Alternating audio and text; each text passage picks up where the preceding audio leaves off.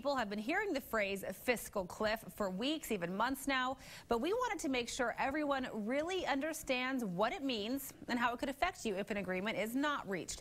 Eric Fink is live in the studio to help explain. Rachel, 25 hours. That's how long President Obama and members of Congress have to strike a deal that would avert this country's economy going off the fiscal cliff. And as the New Year deadline approaches, the cliff looms large, and some Idahoans are largely unaware of how this popular term may affect them. How would I define the fiscal cliff? Can you define the fiscal cliff? What is the fiscal cliff? You're racist. I don't know if I can do this. What is the fiscal cliff? I guess I couldn't give you a good definition. As far as I'm concerned, it doesn't make much difference to me. It's more just a matter of my taxes might go up, and that would be a problem, but there's not much I can do about it. Trevor's indifference aside, here's a real basic definition of the fiscal cliff. If President Obama and lawmakers in Washington fail to compromise and come up with a plan before midnight Monday, every American in some form will feel $536 billion in tax hikes because the Bush-era tax cuts from 2003 expired.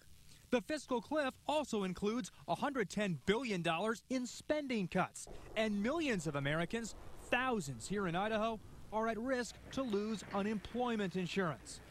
Congressional leaders in Washington continue to work on a deal, but as the hours go by, Somebody's got to give.